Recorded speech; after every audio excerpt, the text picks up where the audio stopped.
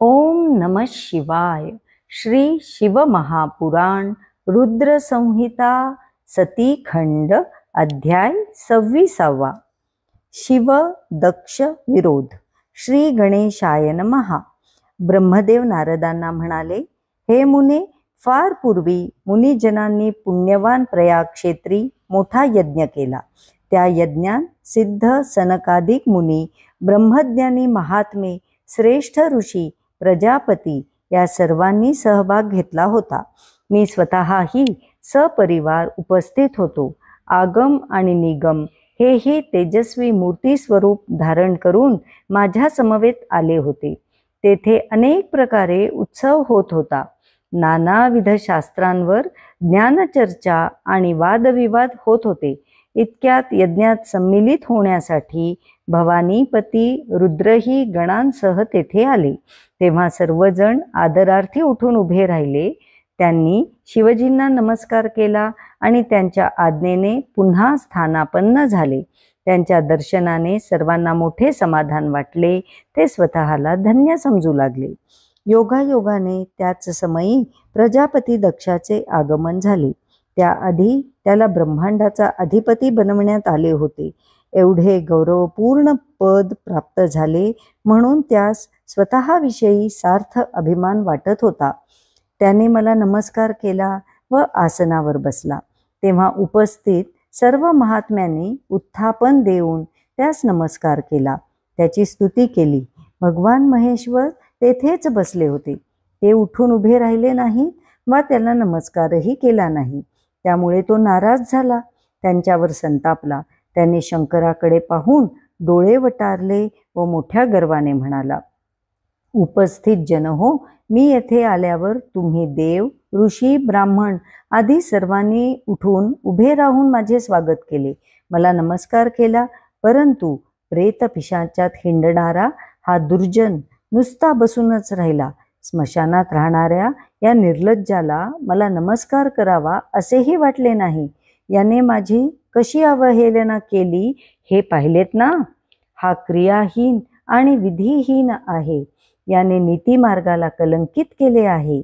याच्या समवेत राहणारे व याच्या उपदेशाचे अनुकरण करणारे लोक पाखंडी, दुष्ट व पापाचारीच होतात.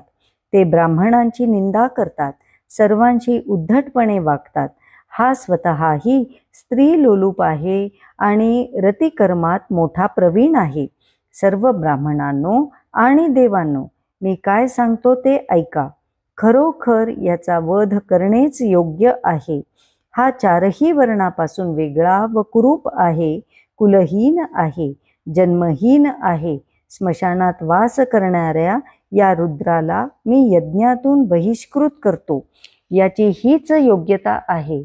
आजपासून याला देवांबरोबर यज्ञातील भाग मिळणार नाहीत. नारदा, क्रोधाने विवेक समाप्त होतो. दक्षाने स्वाधिकाराचा अभिमान करून रुद्रदेवांची भयंकर निंदा केली. ते साधारण देव नाहीत, परात्पर परब्रह्म आहेत हे त्याच्या लक्षात आले नाही. महामायेचा प्रताप म्हणतात तो हाच. ती भल्या भल्यांना दुष्कर्म आणि दुःखरूपी गर्तेत लोटते. असो. दक्षाचे बोलणे ऐकून तेथे आलेल्या भृगु आदी ऋषींना व अन्य देवांनाही राग आला. त्या सर्वांनी शिवजींची निंदा केली. तो प्रकार पाहून नंदी भयंकर संतापला. त्याचे डोळे लालबुंद झाले. तो दक्षाला म्हणाला, अरे महामूढा, तू दुष्ट बुद्धी धरून महादेवांना यज्ञातून बहिष्कृत केलेस. ज्यांच्या स्मरणाने यज्ञ सफल होतात, तीर्थे पवित्र होतात, त्या शिवजींना तू शाप दिलास. ते निर्दोष असूनही त्यांचा उपहास केलास. हे तू काय चालवले आहेस?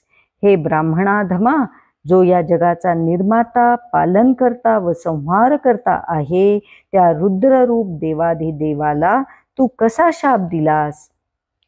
नंदीने केलेली निर्भत्सना ऐकून दक्षाला राग आला. त्याने रुद्रगणांना शाप दिला.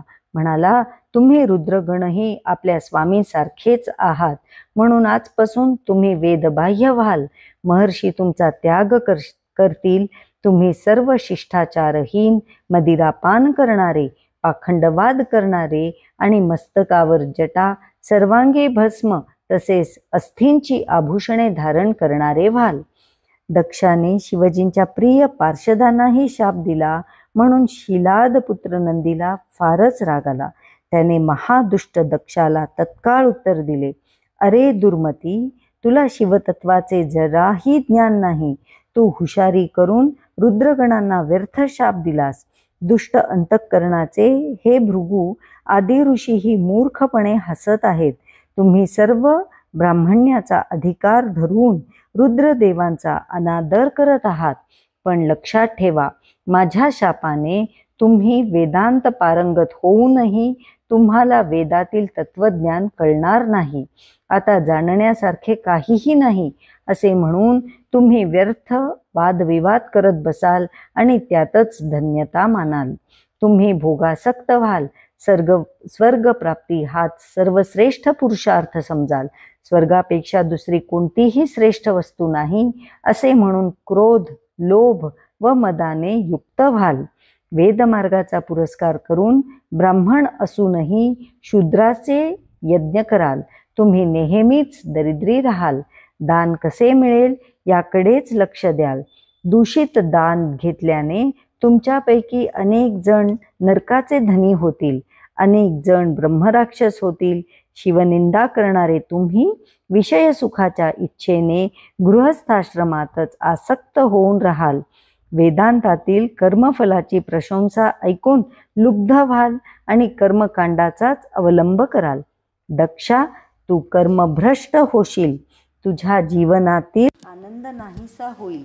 शिवजींची निंदा करून दूषित झालेले हे तुझे मुख नाहीसे होऊन तुझे तेथे पशुचे म्हणजेच बकऱ्याचे मुख येईल. अशा प्रकारे संतप्त झालेल्या नंदीने दक्षाला व ब्राह्मणांना शाप दिला. तेव्हा तेथे मोठा हाहाकार झाला. नारदा, मी वेदांचा प्रतिपादक असल्यामुळे शिवतत्वाविषयी जाणतो, म्हणून दक्षाचा शाप ऐकून मी त्याची व भृगू आदी ब्राह्मणांचीही निंदा केली. शंकरही नंदीला समजावू लागले. त्याला शांत करण्याचा प्रयत्न करू लागले. ते म्हणाले, नंदी, तू महाज्ञानी आहेस ना, मग तुला राग आवरता आला पाहिजे. दक्षाने वेड्यासारखा मला शाप दिला, म्हणून तूही ब्रह्मकुळाला शाप दिलास. हे योग्य नाही. वेद हे मंत्राक्षरमय आणि सूक्तमय आहेत. त्यात सर्वांचा आत्मा प्रतिष्ठित आहे. त्यामुळे वेदांना कोणीही शाप दिला तरी ते शापित होत नाहीत. तुला शिवतत्व माहीत आहे, मग मी कोणाकडूनही शापित होऊ शकत नाही हेही तुला माहीत असायला हवे. तू सनकादिकांना तत्वज्ञानाचा उपदेश केलेला आहेस, मग असा उत्तेजित का झालास? आता शांत हो बरं. एक गोष्ट लक्षात ठेव, मीच यज्ञ आहे, मीच यज्ञकर्म आहे. यज्ञाची अंगे मीच आहे. यज्ञाचा आत्मा मीच आहे. यज्ञपरायण यजमानही मीच आहे. आणि यज्ञबाह्य असे जे जे काही आहे ते सर्व मीच आहे. मायेच्या प्रभावाने नामे रूपे गुणादिकांनी जो भेद प्रत्ययास येतो तो आत्मदृष्टीने पाहिल्यास माझेच स्वरूप आहे हे तू लक्षात घे. तेथे द्वैतभाव, संघर्ष असे काहीही नाही. म्हणून तू आत्मनिष्ठ हो, विकारशून्य हो, स्वस्थ रहा. भगवानांनी समजून काढल्यानंतर नंदिकेश्वर शांत झाला. शिवजी आपल्या प्रिय पार्षदांसह स्वस्थानी निघून गेले. दक्ष आणि अन्य ब्राह्मण रागाने जळफळत आपापल्या स्थानी गेले.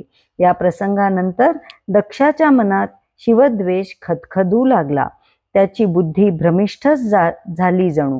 शिवजींविषयी त्याला वाटणारा आदर नाहीसा झाला. श्रद्धेची जागा ईर्षेने घेतली.